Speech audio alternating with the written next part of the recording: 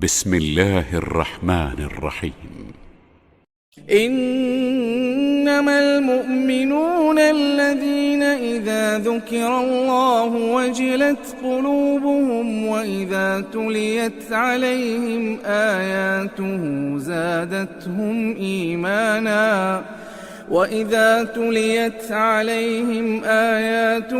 زادتهم إيمانا وعلى ربهم يتوكلون.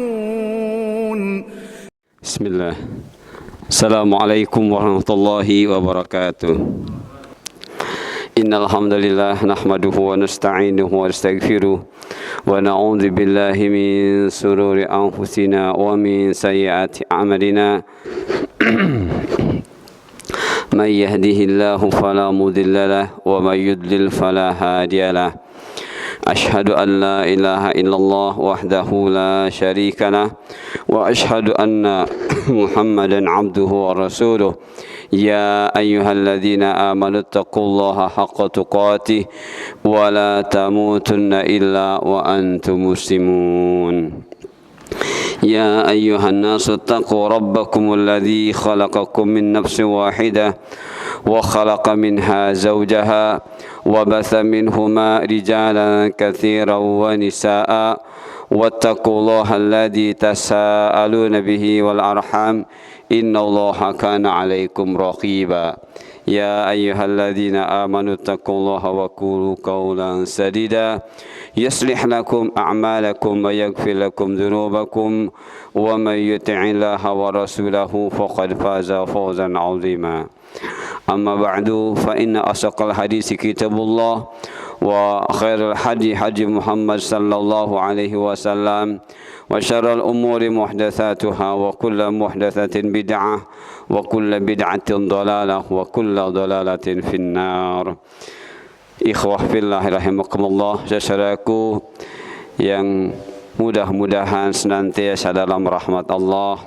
Alhamdulillah pada hari ini Allah kembalikan kita ke majlis ilmu, dan mudah-mudahan ilmu yang kita peroleh ini adalah benar-benar ilmu yang Allah ridhai, yaitu Al-Quran dan Al-Hadis dengan penjelasan dari para ulama. Saudaraku yang dimuliakan Allah, kita masih sedang berbicara tentang Ahlul Quran, ya, bahwa Ahlul Quran ini harus memahami amal-amal, ya, amal-amal yang akan memberikan manfaat kepada dirinya baik di dunia dan di akhirat. Dan kita persisnya masih sedang berbicara tentang beberapa hadis sebagai contoh untuk kita jadikan rujukan bahwa amal-amal sunnah itu memiliki keistimewaan, ya.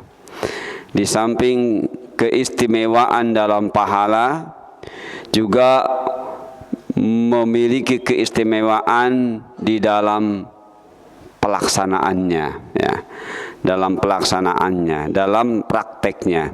Nah, saudaraku yang dimuliakan Allah, kemarin kita sudah sampai kepada kesimpulan sementara yang sebenarnya masih tersisa beberapa hadis yang nanti setelah itu kita lanjutkan ke ini, ya, ke gerakan-gerakan salat sunnah yang dicontohkan Rasul sallallahu alaihi wasallam untuk umatnya. Namun karena ini ada kurang lebih 4 atau 5 hadis lagi, kita selesaikan dulu, ya. Kemarin kita baru kesimpulkan, sementara ini kesimpulannya insyaallah, ya. Walaupun nanti ada tambahan, insyaallah sudah masuk ke dalam poin-poin yang 10 ini, ya. Dari faedah-faedah hadis dan kaul ulama terkait dengan bahwa amalan nafilah, amalan sunnah itu punya keistimewaan di dalam pahala dan punya keistimewaan di dalam melaksanakannya. Nah, baik teman-teman yang dimuliakan Allah, untuk memberikan gambaran, ya, tentang hadis-hadis yang sudah kita pelajari dan nanti sisanya, bahwa hadis-hadis tersebut berisi satu, mengetahui hukum asal setiap amal adalah penting, ya. Jadi mengetahui hukum asal setiap amal adalah penting. Kita ini sebagai hamba Allah yang mukallaf, maka Allah memerintahkan kita untuk beramal. Nah, amal-amalan yang dilakukan itu namanya hukum taklifi, ya.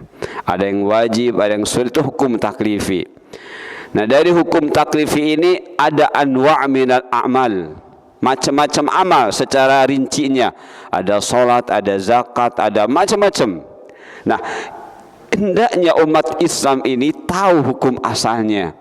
Seperti salat, hukum asalnya wajib. Berdiri, hukum asalnya wajib, ya. Nah, kalau ada hukum asal berarti ada hukum yang berdasarkan darurah, berdasarkan rusuh, maka hukum itu akan berubah. Al-hukmu yaduru ma'al illati wujudan wa adaman. Hukum itu akan berubah-ubah, ya, secara otomatis karena adanya dan tidak adanya illah. Dan illah adalah ibaratun yajibul hukmu bihi ma'ahu. Illah itu adalah situasi kondisi yang menjadikan hukum asal itu harus mengikuti situasi kondisi. Itu illah, teman-teman. Umat Islam tidak paham ini, berantakan, ya. Umat Islam tidak paham ini, berantakan. Akhirnya menetapkan hukum semaunya, ya. Menetapkan hukum semaunya. Enggak bisa sholat dengan berdiri, pada sakit dipaksa harus berdiri, pokoknya enggak bisa seperti itu. Agama tidak diciptakan untuk haraj. Agama tidak diciptakan untuk menjadikan hambanya itu merasakan haraj. Haraj adalah apa? Irtikabul ismi amdan, menyebabkan seseorang itu berbuat dosa secara sengaja. Agama tidak dibuat untuk seperti itu, teman-teman, ya. Jadi sekecil apapun kalau itu akan menjadi haraj, agama tidak menghendakinya. Nah, sekali lagi bahwa mengetahui hukum asal setiap amal adalah penting, ya, penting. Salat sebulan lagi kita akan berpuasa Ramadan. Hukum asalnya puasa Ramadan wajib, ya, wajib. Tetap, apakah bisa berubah jadi sunnah? Tidak, hanya tata caranya. Jadi disitulah al-hukmu yaduru ma'ilah itu bukan merubah wajib jadi sunnahnya, bukan. Tapi tata caranya yang tadinya seperti ini, karena ada illat, karena ada situasi kondisi yang akan kemungkinan besar atau kecil merubah tata caranya, akan berubah. Nah, ini harus dipahami umat Islam. Kalau umat Islam tidak sampai ke arah sana belajar agamanya, ya sudah, tidak akan paham yang namanya ikhtilaf secara benar, ya. Banyak umat Islam yang ini mah khilafiyah, ini mah khilafiyah, tapi tidak paham apa khilafiyah, ya, tidak paham apa itu khilafiyah. Sudah, gak usah rame-rame itu khilafiyah. Itu keliru, teman-teman. Harus paham khilafiyah itu apa, kapan disebut khilafiyah, ya. Dan khilafiyah pun bermacam-macam. Tidak mentang-mentang khilafiyah udah bebas. Tidak. Ada yang namanya tanawu, ada yang namanya tadad. Seperti apa tanawu, seperti apa tadad, sebegitulah umat Islam seharusnya. Kalau tidak seperti itu, yang ada jadi seperti kata Allah bahwa umat yang akan terjadi di akhir zaman ini memecah-mecahkan diri, ya. Fatafarraqu amrohum zuburo bainahum zuburo. Mereka akan memecah belah menjadi berkelompok-kelompok dengan istilah zuburo. Dengan istilah zuburo, bukan sekedar kelompok. Zuburo apa? Kelompoknya itu seakan-akan sudah punya kitab masing-masing, sehingga sulit untuk dirubah.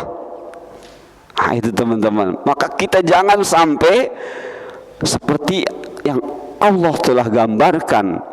Yang lebih parah lagi, kullu hizbin bima ladaihim farihun. Itu lebih parah lagi.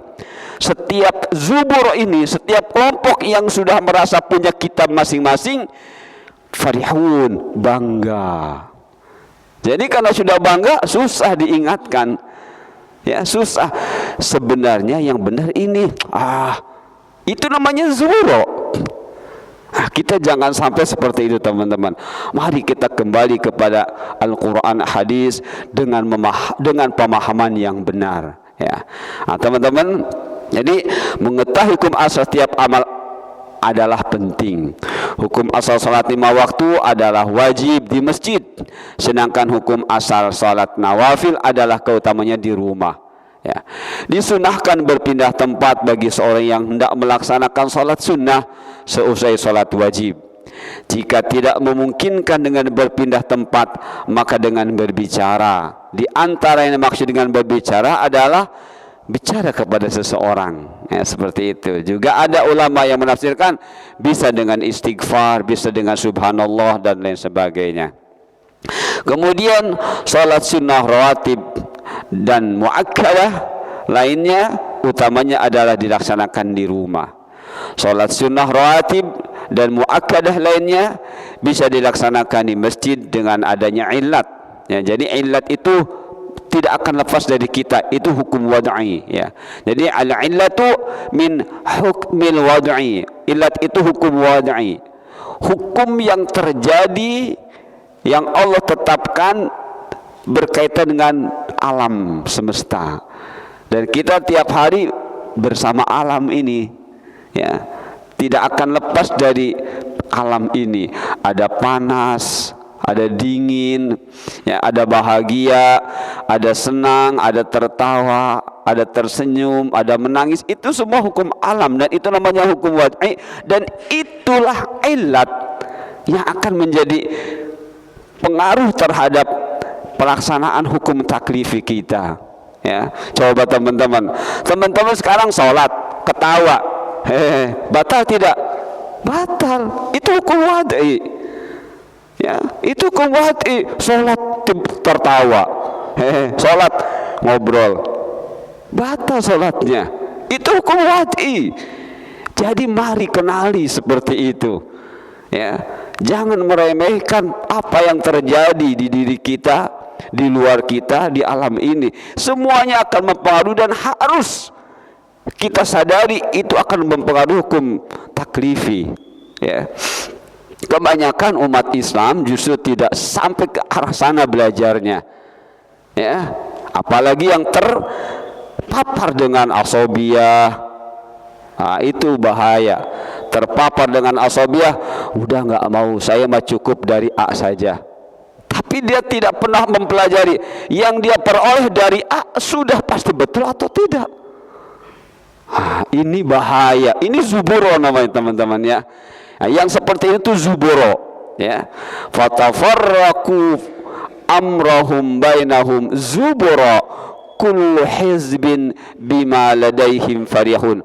Mereka disadari atau tidak sedang memecah belah agamanya, ya, dengan sampai ke zuburo, dengan pepercahan yang mereka klaim bahwa dirinya sudah paling benar dan ada kitabnya, padahal kitab aslinya Al-Quran, hadis.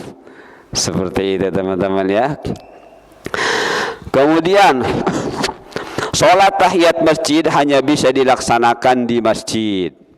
8. Sholat akibal wudu bisa dilaksanakan di rumah atau di masjid atau selain keduanya.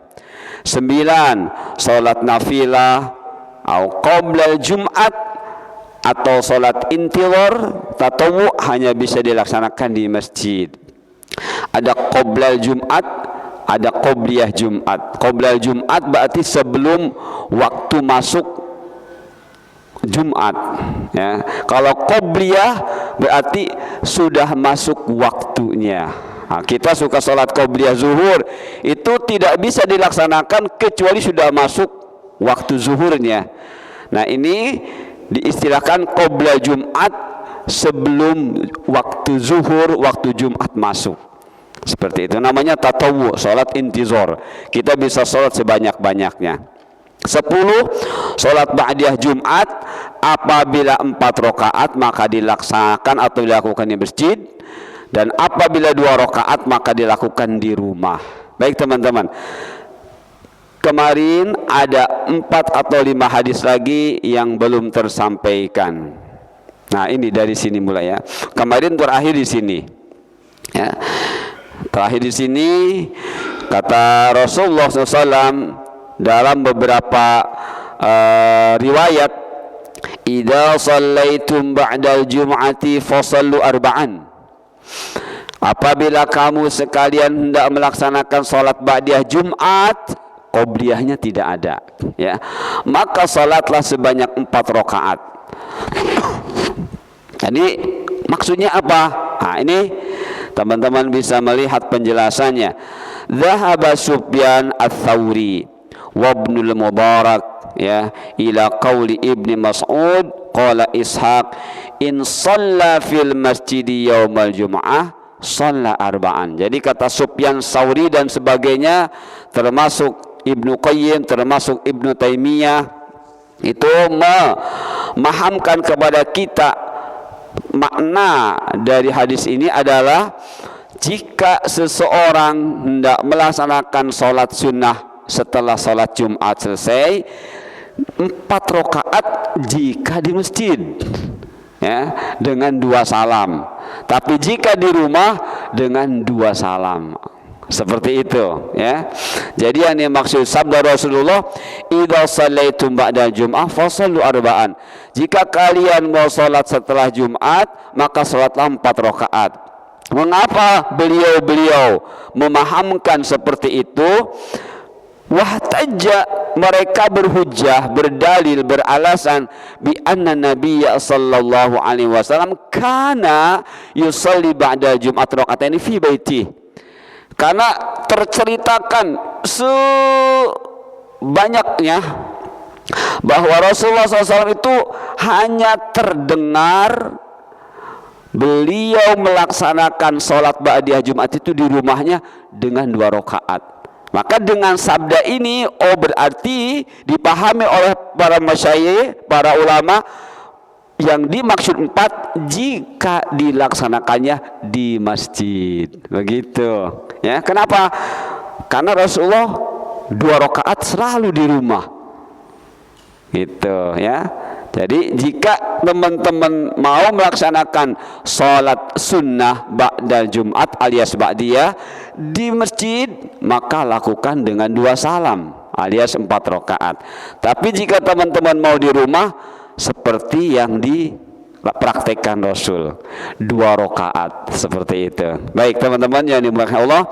Nah, berikutnya ini ada beberapa pertanyaan ya yang saya terima terkait dengan sholat Isyraq ya. Ada yang mempertanyakan, katanya hadisnya ini dhaif, hadisnya tidak kuat, hadisnya sebagainya. Ya baik, nanti saya sampaikan. Nah ini teman-teman ya. Pertama, Isyraq itu apa sih ya? Kita harus paham sebisa mungkin dalam perkara agama itu dari sisi istilah dan juga bahasa ya. Nah Isyraq itu teman-teman secara bahasa artinya terpancar ya. Jadi cahaya yang terpancar itu namanya Isyraq. Dan itu terjadi kalau ketinggian matahari sudah mencapai romhin au rumhain, ukuran 1 tumbak atau 2 tumbak. Nah kalau 1 tumbak 1,5 meter berarti 3 meter. Kalau memang kita bisa mengetahui daratan persis ya, sehingga ketika matahari muncul itu kita tahu. Nah kalau sudah ketinggian matahari seperti ini, cahaya sudah menyebar, itu namanya isyraq. Itu namanya isyraq. Jadi cahayanya mulai memancar. Kalau seperti ini masih setengah, ya kita lihat baru setengah, itu belum memancar. Ya, tapi kalau sudah tingginya seukuran seperti itu, kata Rasulullah, cahayanya mulai mencar. Dan dibuktikan bisa dilihat di dinding-dinding masjid di bagian depan. Nah, disitulah ada sholat. Ya, di dalam hadis disebut dengan sholat isyraq, yang sebenarnya itu adalah sholat duha yang dilaksanakan di awal duha. Jadi isyraq itu awal duha, ya. Jadi isyraq adalah waktu awal duha. Maka itulah sholat duha sebenarnya, sebagaimana dijelaskan oleh Ibnu Mas'ud dan beberapa ulama, itu adalah sholat duha, hanya dilakukan di awal waktu duha yang disebut dengan waktu isyraq, waktu terpencarnya cahaya matahari. Nah, itu teman-teman ya. Nah, bagaimana kedudukannya? Lihat di sini teman-teman. Karena idza shalla anna nabiyya sallallahu alaihi wasallam kana idza shalla al-fajra jalasa fi musallahu hatta tatlu'a asy-syamsu hasanan. Dari Jabir bin Samrah bahwasannya Nabi sallallahu alaihi wasallam jika selesai menunaikan salat fajar, yakni salat subuh, maka beliau tetap duduk di tempat sholatnya hingga matahari terbit dengan sempurna, alias isyraq. Ya, jadi beliau diriwayatkan oleh Imam Muslim, Abu Dawud, Tirmidzi, Nasai. Lafaz hadis ini adalah lafaz Muslim. Begitulah. Jadi kalau habis sholat subuh beliau tidak langsung pulang. Ya, jadi bisa jadi lebih banyak beliau duduk di mana beliau sholat, seperti itu. Di dalam beberapa hadis, di antaranya Abu Dawud, bagaimana di antara cara Rasulullah duduk, ya. Di sini diceritakan tarabba. Tarabba itu apa? Duduk sila, ya. Jadi bisa duduk sila, ya, bisa duduk iftiros, bisa duduk macam-macam. Namun di sini tarabba, ya. Tarabba'a fi majlisihi, beliau duduk sila di tempat tadi di mana beliau sholat. Nah, apakah kita boleh bergeser, ya, untuk bisa melaksanakan sholat ini? Nah, ini hadis pertama teman-teman ya. Jadi beliau duduk di mana tadi beliau sholat, selesai sholat subuh dengan duduk seperti itu. Sampai kapan? Hatta tatlu'a asy-syamsu hasanan, sampai matahari terbit dengan sempurna. Maksudnya tulu'an hasanan, ya, terbit secara baik, secara sempurna. Baik, sempurna maksudnya sampai waktu sampai isyraq. Nah, berikutnya teman-teman, ini hadis Tirmidzi, hadis hasan, ya. An Anas bin Malik, dari Anas bin Malik, qala, berkata, an Anas bin Malik, qala Rasulullah sallallahu alaihi wasallam, man shallal ghadata fi jama'atin. Nah, seperti itu ya. Fi jama'atin. Thumma qa'ada yadhkurullaha hatta tatlu'a asy-syamsu. Thumma shalla rak'atain kanat lahu ka ajri hajjatin wa umratin. Qala Rasulullah sallallahu alaihi wasallam tammah. Seperti itu. Dari Anas bin Malik, dia berkata, Rasulullah sallallahu alaihi wasallam bersabda, barang siapa yang sholat subuh berjamaah. Jadi persyaratannya di masjid, ya, persyaratannya sholat subuhnya di masjid. Karena ada sebagian yang berpendapat di rumah juga tidak apa-apa, seperti ibu-ibu, ya, ibu-ibu bisa sholat. Ternyata Mari teman-teman perhatikan hadis ini ya. Barang siapa yang salat subuh berjamaah kemudian duduk, nah, kemudian berzikir sampai kapan? Sampai matahari terbit, yang dilanjutkan dengan salat 2 rakaat, maka dia mendapatkan pahala seperti pahala haji dan umroh. Jadi persyaratannya untuk bisa mendapatkan seperti ini, ke masjid, sholat berjamaah, duduk seperti itu ya. Itu yang pertama teman-teman ya. Ini yang diriwayatkan oleh Imam Tirmidzi. Jadi qa'ada duduk ya. Qa'ada itu duduk. Duduknya macam-macam, silakan ya. Cuma kalau dalam qa'ada itu bisa iftiros, bisa tawaruk ya, seperti itu. Jadi qa'ada itu bisa iftiros, bisa tawaruk, bisa murabba ya, bisa berduduk sila seperti itu. Nah, silakan teman-teman ya. Itu yang pertama. Yang kedua, saya baca sekali lagi, barang siapa yang salat subuh berjamaah kemudian duduk berzikir ya. Nah, kita mengenalnya zikir sobah. Kapan zikir sobah itu? Sobah itu tadi sebelum duha ya. Sobah itu sebelum duha.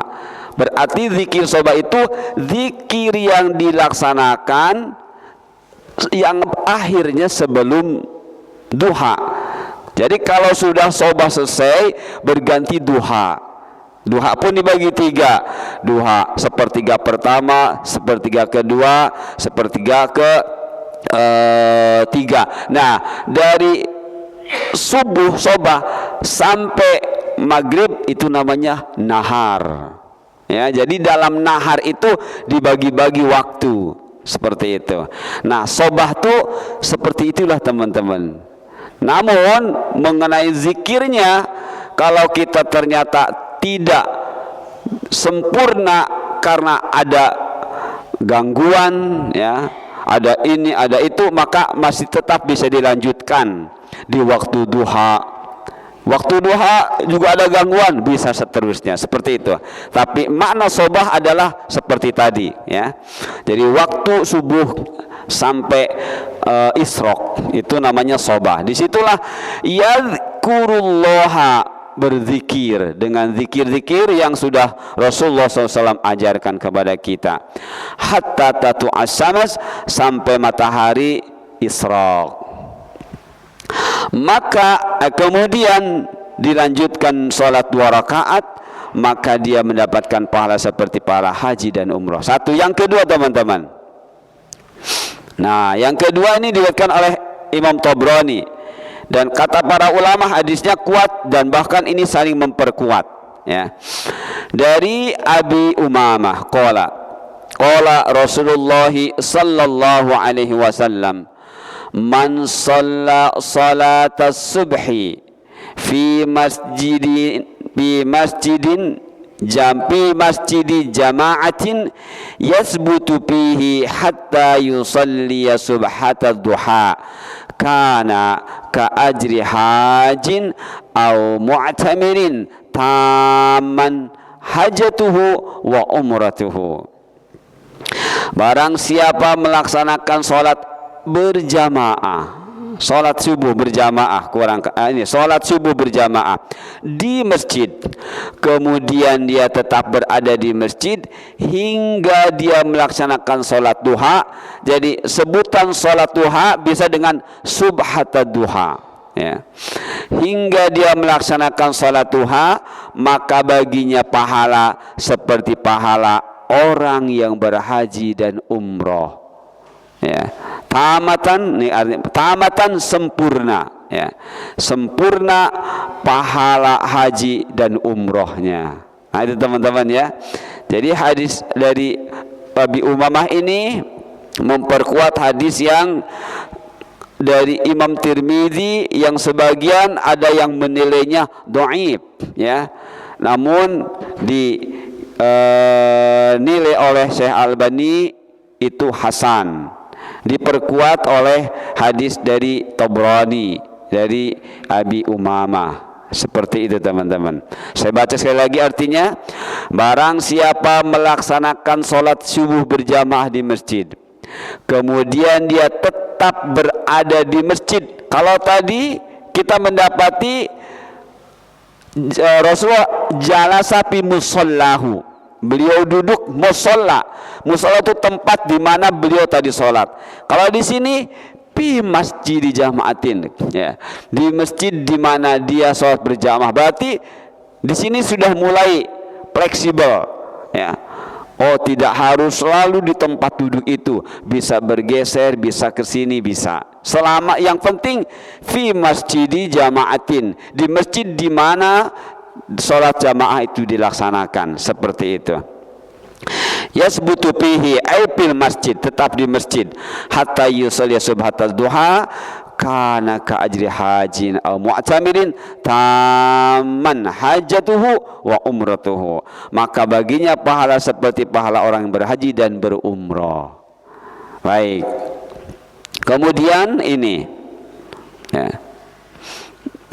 sama dari Abi Umamah juga, ya, hanya disampaikan secara makna, ya, secara maknawi. Jadi kata-katanya ada yang sedikit berbeda, namun maknanya sama.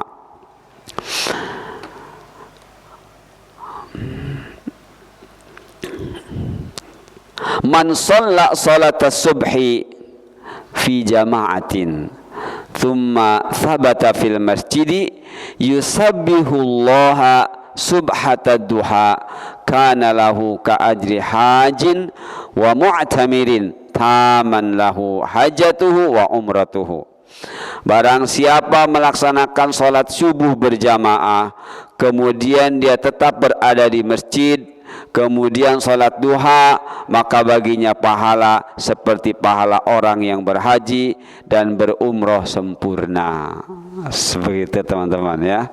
Jadi summa thabata fil masjidi yusabbihullah, di sini bukan yazkurullah, tapi yusabbihullah subhata duha, zikir kepada Allah kemudian melaksanakan sholat duha, maka dia mendapatkan pahala seperti pahala orang yang berhaji dan berumrah. Subhanallah. Masih ada tidak? Masih ada, ya, masih ada. Barang siapa sholat subuh berjamaah, kemudian ia duduk berzikir kepada Allah hingga terbit matahari, kemudian dia sholat 2 rakaat, maka ia kembali dengan membawa pahala haji dan umrah. Teman-teman, hadis yang mudah-mudahan terakhir ini ada kata-kata inqalaba. Inqalaba itu apa? Kembali ke rumah, ya, kembali ke rumah. Nah, ketika dia kembali ke rumah, ya, dia di masjid, dia sudah mendapatkan pahala. Artinya apa? Memang dilaksanakannya di masjid, ya, dilaksanakannya di masjid, seperti itu. Jadi bukan di rumah, ya. Bagaimana teman-teman yang ngaji hari Sabtu atau hari apa saja, sholat subuh di masjid yang satu, kemudian keluar ke masjid yang lain. Apakah ini bisa seperti ini? Kalau melihat kaidah an-naflu ausa'u minal fardi, insyaallah masih bisa. Kenapa? Karena keluarnya teman dari masjid yang tadi sholat ke masjid yang lain bukan untuk sekedar sesuatu yang tidak bernilai, ya, tapi ada alasannya, ada illah, ya. Nah, al-hukmu yaduru mal illati wujudan wa adaman. Jadi hukum itu bisa berubah. Oh, berarti mudah-mudahan bisa tetap saya mendapatkan pahala karena ada illat. Ada apa? Ada yang harus memindahkan saya dari masjid saya ke masjid lain. Apa? Ta'lim. Seperti itu. Jadi insya Allah mudah-mudahan tidak jadi menghilangkan pahala. Wallahu a'lam. Jadi di sini ada kata inqalaba, ya. Jadi kata inqalaba ini memperkuat bahwa pahala itu bisa diraihnya ketika kita melaksanakan sholatnya di masjid. Bagaimana dengan ibu-ibu? Ya, ke masjid, Ya, karena tidak ada larangan buat ibu-ibu sholat di masjid. Yang penting menjaga, jangan sampai terjadi fitnah seperti itu. Baik teman-teman, sepertinya ini hadis terakhir. Ya, baik. Ini tadi sudah saya bacakan sebagai kesimpulannya dari poin-poin sekian banyak hadis. Insya Allah sudah ada di sini. Sekarang mari kita bahas gerakan-gerakan sholat sunnah yang dicontohkan Rasulullah Sallallahu Alaihi Wasallam. Ya, jadi hukum sholatnya sunnah, gerakan-gerakannya fleksibel. Ya, dan ini harus diketahui oleh umat Islam. Ya, jangan sampai merasa aneh. Ya, sekarang jangankan gerakan-gerakan sholat sunnah, gerakan sholat wajib saja banyak umat Islam yang merasa aneh. Ya, sesama saudaranya aneh. Sholatnya begitu, lihat tangannya sampai terbuka begitu, merasa aneh. Ya, bagaimana dengan yang sholat sunnah, ketika sholatnya nggak menghadap kiblat, tambah aneh lagi. Nah, jangan sampai seperti ini. Bukankah Rasulullah pernah bersabda, mukmin yang kuat itu lebih baik dan lebih dicintai oleh Allah daripada mukmin yang lemah. Yang dimaksud kuat itu apa teman-teman? Qarihah nafsuhu fi umuriddin. Dia merasa biasa dengan amal-amal agama. Dia berusaha mencari tahu mana amal agama yang benar, mana terus dicari. Sehingga dia merasa itu sudah amalan saya. Itu namanya qawiyun, mukmin yang kuat. Nah, ini ironis. Tidak sedikit dari umat Islam usia sudah sepuh, sholat dari kecil oleh TK. Mohon maaf, oleh TK, oleh ibtidaiyah.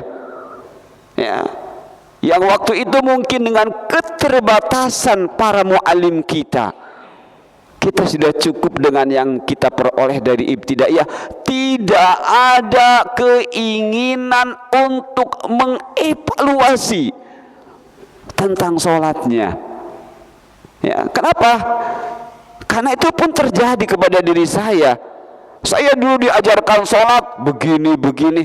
Setelah besar ingin mempelajari, oh ternyata yang dulu diajarkan oleh guru kita ini harus dibetulkan, diluruskan. Tapi kita tidak harus mencaci maki guru-guru kita. Justru kita doakan, melalui beliau-beliaulah kita dikenalkan sholat. Walaupun harus melalui koreksi. Bukan berarti masa si guru salah, ini keliru.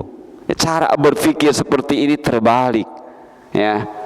Jadi cara sholat yang wajib saja, yang setiap 5 kali itu masih umat Islam merasa aneh.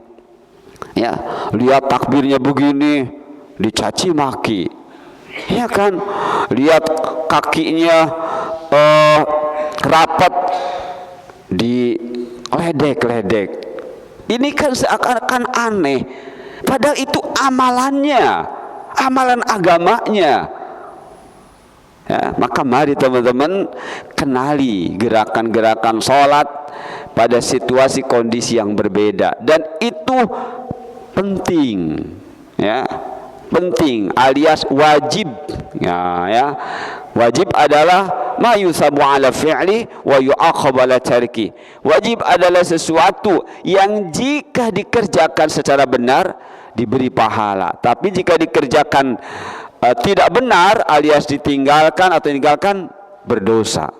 Nah, teman-teman, baik, kita mulai dari sini. Kita mulai dari hadis yang diriwayatkan Imam Muslim, Abu Dawud dan Nasa'i.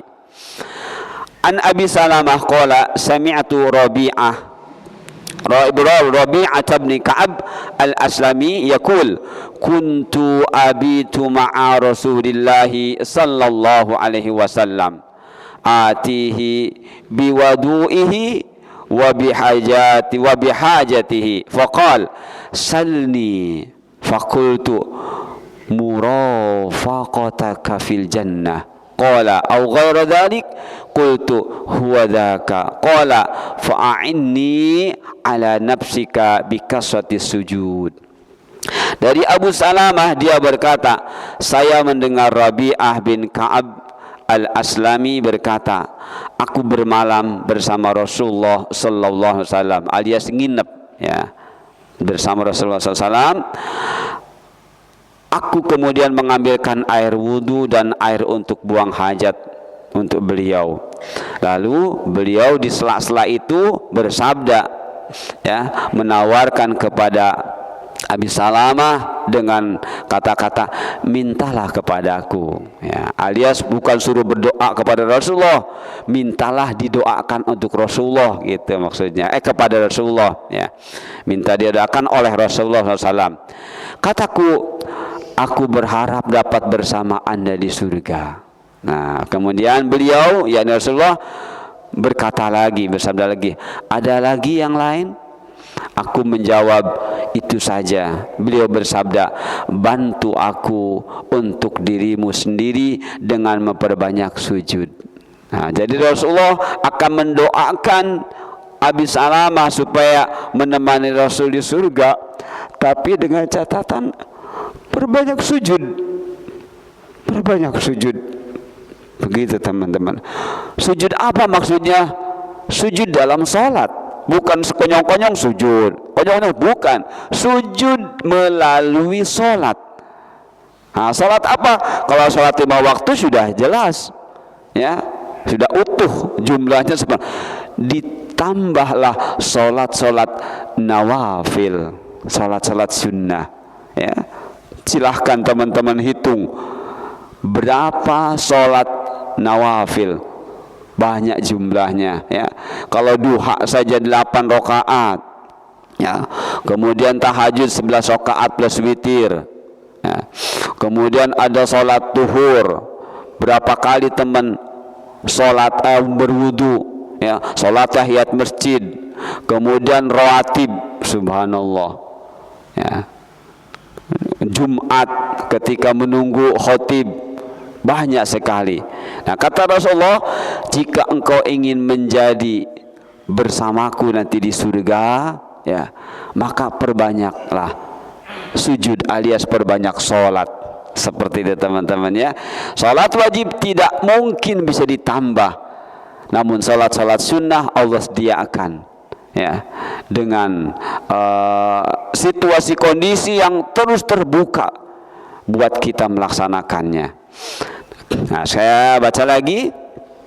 Aku bermalam bersama Rasulullah sallallahu alaihi wasallam.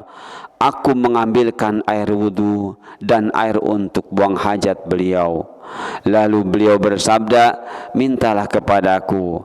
Kataku, aku berharap dapat bersama Anda di surga. Beliau bersabda lagi, ada yang lain lagi? Aku menjawab, itu saja. Beliau bersabda, bantu aku untuk dirimu sendiri dengan memperbanyak sujud. Itu teman-teman. Baik, ini hadis yang pertama sebagai pembuka. Berikutnya,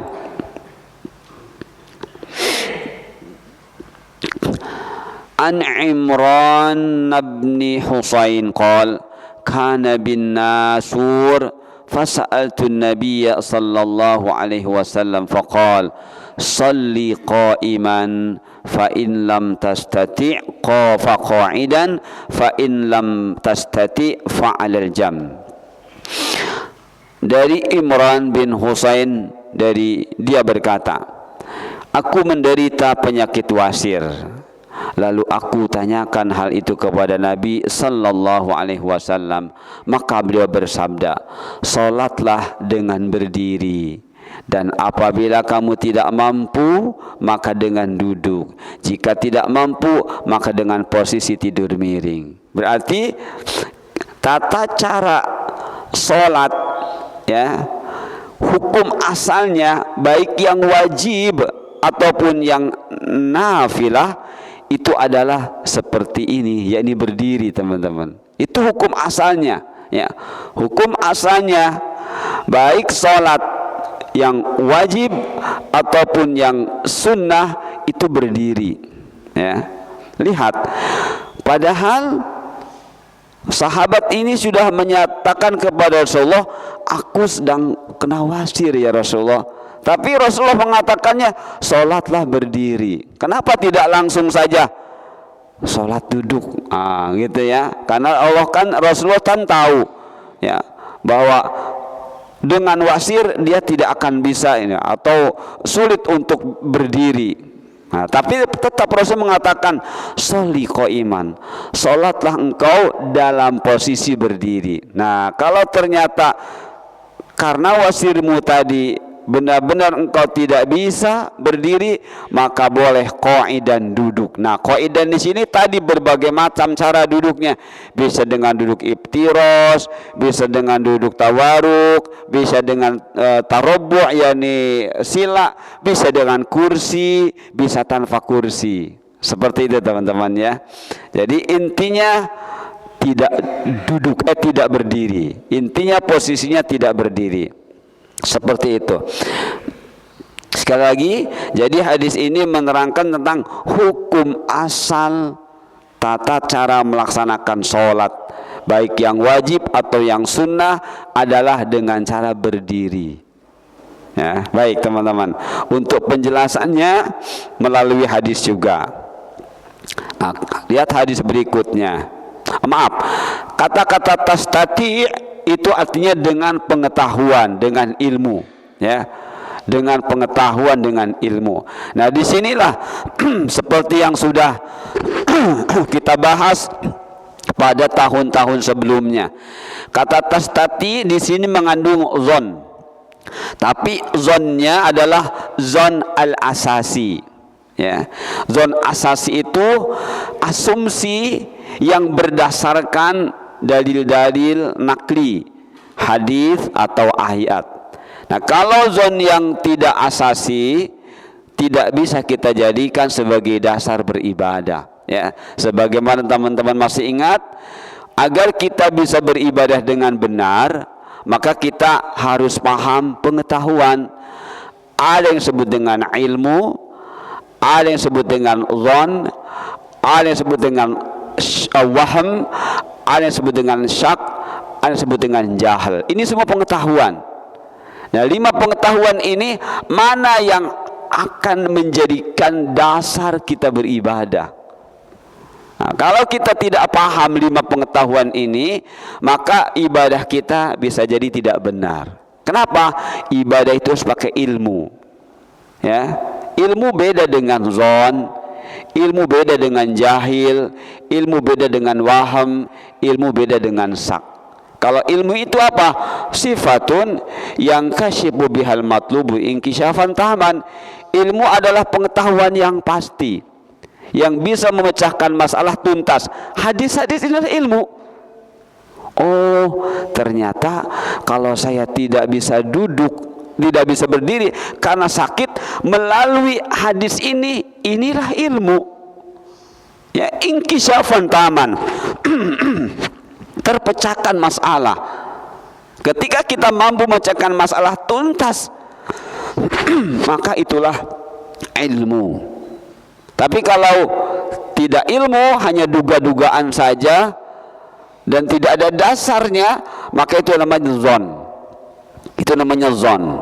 Seperti, wah, sebentar lagi Ramadan nih, kita ngadain acara. Acara apa nih? Kita bersih-bersih kuburan dan sebagainya. Emang boleh? Namanya bersih-bersih kan diperintah oleh agama. Sepertinya benar tuh logika berpikirnya.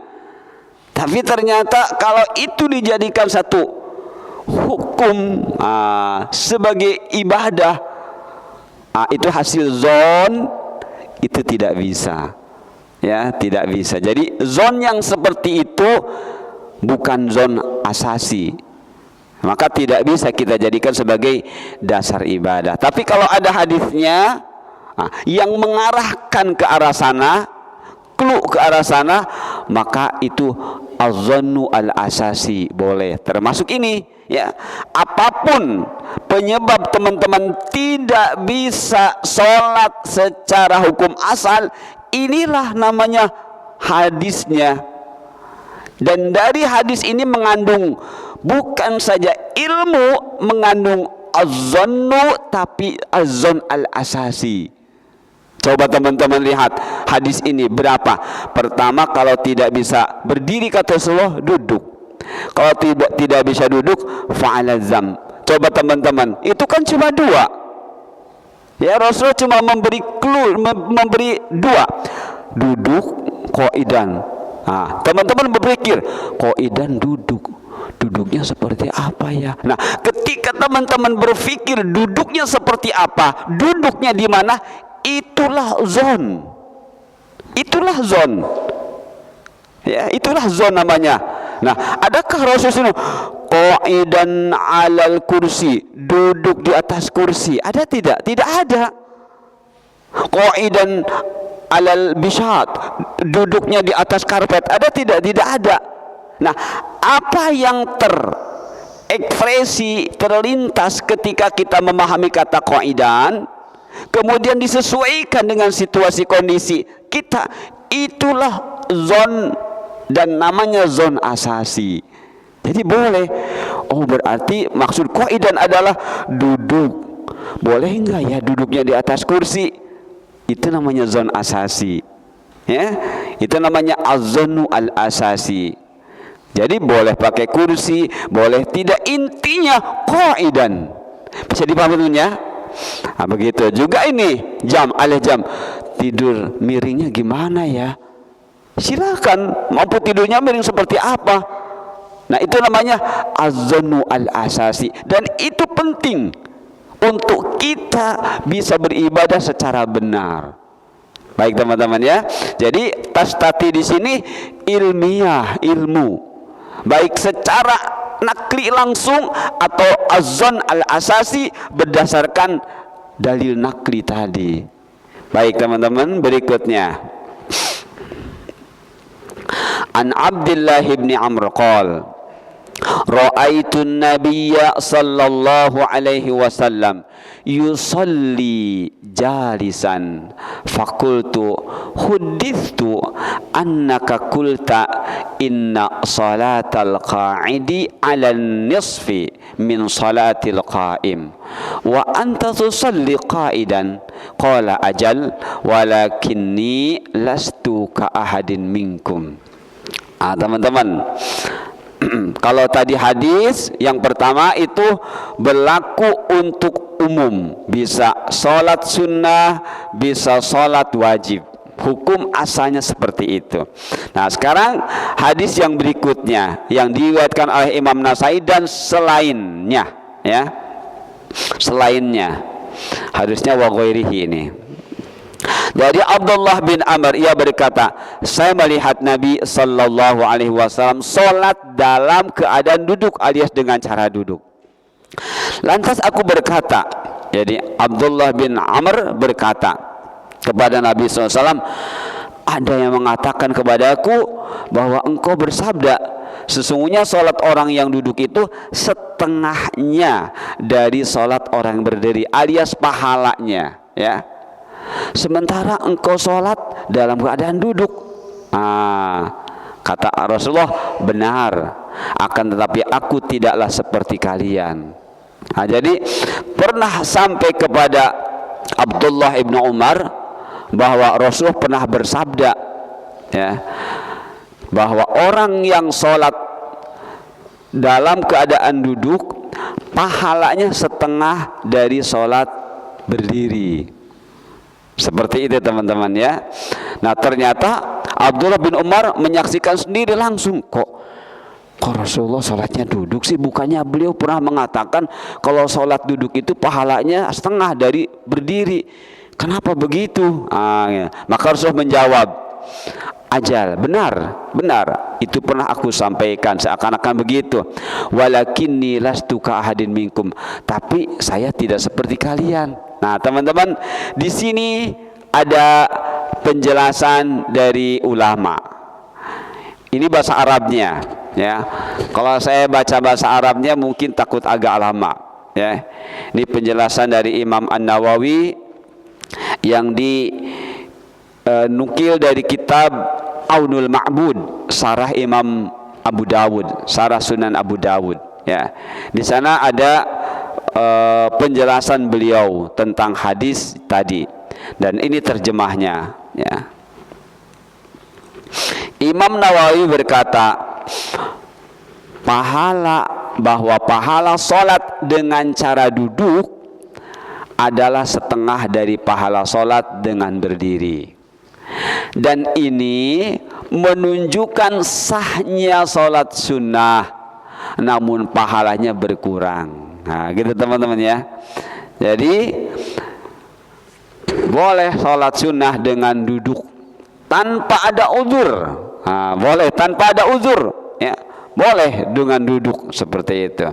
Nah, Rasulullah itu tidak ada uzur dan dengan duduk, sehingga beliau mengatakan analastu ka'ahadin minkum. Jadi kata ulama, di sini ada kekhususan bagi Rasulullah. Kalau buat kita seperti yang ini, ya, beliau menegaskan bahwa hadis ini menerangkan tentang sholat sunnah yang dilakukan dengan cara duduk, padahal mampu dengan cara berdiri, maka pahalanya adalah setengah dari pahala berdiri.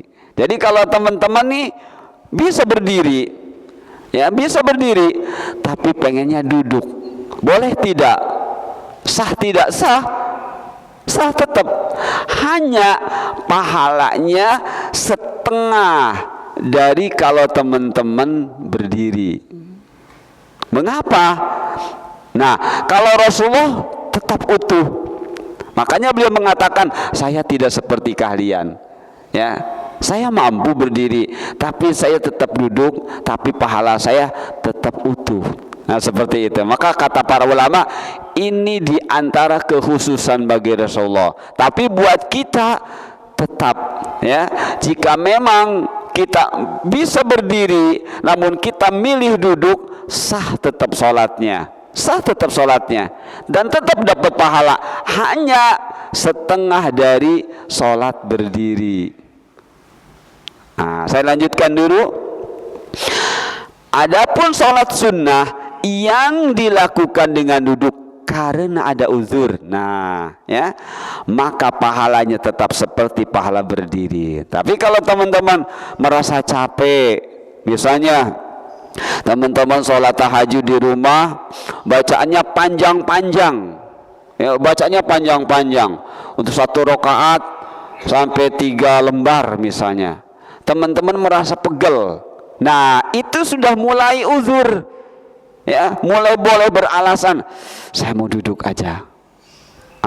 Pahalanya tetap diperoleh seperti waktu tadi teman dalam posisi berdiri. Begitu maksudnya, ya. Jadi adapun sholat sunnah yang dilakukan dengan duduk karena ada uzur alias illah, maka pahalanya tetap seperti pahala berdiri. Nah, adapun sholat fardu jika dilakukan dengan cara duduk padahal mampu berdiri, maka sholatnya tidak sah, tidak memperoleh pahala, bahkan berdosa. Nah, itu bedanya teman-teman, ya. Jadi kalau teman-teman sholat fardu, sama duduk aja. Kenapa? Tuh orang yang sholat sunnah juga duduk, beda. Ya, makanya judul kita apa? An-naflu awsa'u minal fardi. Judul bahasan kita, makanya kaidah yang harus kita pahami dan harus kita hafal supaya kita bisa beribadah sunnah ini nyaman, ya. Jadi an-naflu, amal-amalan yang sunnah, awsa'u, itu fleksibel dibanding dari amal-amal yang wajib, ya. Jadi kalau orang yang sholat wajib dia mampu berdiri, saya mau duduk saja, tidak sah sholatnya, batal, bahkan athim, berdosa, ya, berdosa seperti itu. Bahkan dosanya besar. Sebenarnya diterangkan oleh Imam Nawawi, bisa jadi seperti orang yang melakukan riba, ya. Bisa jadi seperti orang melakukan zina, seperti itu. Jadi makanya sholat wajib, yang wajib harus betul-betul dipelajari. Bagaimana utuhnya, awal hukum asal, cara pelaksanaannya, seperti itu. Saya teruskan. Adapun sholat fardu jika dilakukan dengan cara duduk padahal mampu berdiri, maka sholatnya tidak sah, tidak memperoleh pahala, bahkan berdosa. Adapun sholat fardu yang dilakukan dengan cara duduk atau posisi tidur miring atau terlentang atau apa saja karena adanya uzur alias illah, maka pahalanya adalah tetap seperti sholat berdiri. Ya, teman-teman sakit, pakai tidurnya dengan sholatnya dengan cara terlentang, ya, lebih dari lebih dari duduk, tetap pahalanya seperti berdiri. Tapi kalau sholat sunnah, kalau teman-teman punya kemampuan, ketika teman-teman duduk setengah dari berdiri, teman-teman ittija setengah dari duduk, seperti itu maksudnya, ya. Jadi kalau teman saya sholatnya pengen sambil ini, sholat sunnahnya sambil miring, tidur miring, padahal mampu, boleh, tetap boleh, tapi pahalanya setengah dari duduk, gitu. Kalau teman-teman duduk padahal mampu, setengah dari berdiri, seperti itu maksudnya. Tapi ketika teman-teman ada uzur, tetap utuh seperti teman-teman berdiri. Begitu juga sholat wajib, apapun posisinya, kalau posisinya berdasarkan uzur, ya, maka pahalanya tetap seperti berdiri. Sedikit lagi teman-teman. Sepertinya tidak selesai nih ya, bisa dilanjutkan Sabtu depan. Dari Aisyah, Rasulullah berkata, Rasulullah sallallahu alaihi wasallam mengerjakan sholat malam dengan durasi yang lama. Apabila beliau mengerjakan sholat dengan berdiri, maka beliau ruku dalam keadaan berdiri. Dan apabila beliau mengerjakan sholat dengan duduk, maka beliau ruku dengan keadaan duduk. Maksudnya apa teman-teman? Kalau kita sholatnya berdiri, Rasulullah berdiri, maka rukunya dari posisi duduk, ya, seperti kita sholat wajib, ya, maka rukunya dari posisi. Nah, jika beliau sholatnya dalam keadaan duduk, maka beliau rukunya dari posisi duduk, gitu ya. Jadi dalam satu kondisi seperti ini, ya, dalam satu kondisi beliau berarti posisinya duduk, enggak harus berdiri dulu dalam rukunya, langsung ruku dari posisi duduk, seperti itu, ya. Nah, ini cara yang pertama dari gerakan-gerakan Rasulullah SAW yang disampaikan oleh istri beliau. Nah, cara yang kedua teman-teman, ini, ya, satu saja lagi, ya, dari Ummul Mukminin bahwasannya ia mengabari bahwa ia tidak pernah melihat Rasulullah SAW mendirikan sholat malam dengan duduk hingga beliau usia lanjut. Nah, jadi beliau itu duduk ketika usia lanjut. Jadi ada mungkin badannya sudah mulai gemuk, jadi rasa capek, rasa lelah, baru beliau duduk. Maka pada saat usia lanjut, beliau membaca surat dalam keadaan duduk, hingga jika beliau akan ruku, maka beliau berdiri dan beliau baca sekitar 30 atau 40 ayat, kemudian beliau ruku. Jadi ada juga boleh tadi teman-teman duduk. Nah, ketika mau ruku tidak langsung dari posisi duduk, tapi berdiri dulu, ya, tapi berdiri dulu. Misalnya kalau tadi duduk seperti ini, ya, rukunya nggak harus berdiri dulu, rukunya langsung saja begini, ya, seperti ini, seperti itu. Nah, tapi ada kalanya juga seperti hadis ini, baca ayat yang panjang, posisi duduk, ketika mau ruku beliau bangkit dulu, beliau bangkit, baca beberapa ayat, ya. Cuma di sini terangkan sekitar sekian ayat. Nah, setelah itu baru beliau ruku. Nah, seperti itu teman-teman ya. Jadi itulah tata cara bagaimana Rasulullah melaksanakan gerakan-gerakan dari sholat sunnah. Seperti itu. Baik, sudah pukul 6:30 teman-teman. Jadi belum selesai kesimpulan. Insya Allah Sabtu depan kesimpulannya. Besok hadis tentang masih ini hanya gerakan berkaitan dengan kiblat, ya, berkaitan dengan kiblat. Kalau sholat wajib itu wajib menghadap kiblat walaupun di awalnya. Tapi bagaimana dengan sholat sunnah? Tidak seperti sholat wajib. Tapi untuk lebih jelasnya, insya Allah nanti kita bahas di hari Sabtu depan. Mudah-mudahan Allah mudahkan kita untuk menyempurnakan ilmu ini, dan Allah juga mudahkan kita untuk mengamalkannya, berarti menghidupkan sunnah Rasul kita Muhammad sallallahu alaihi wasallam.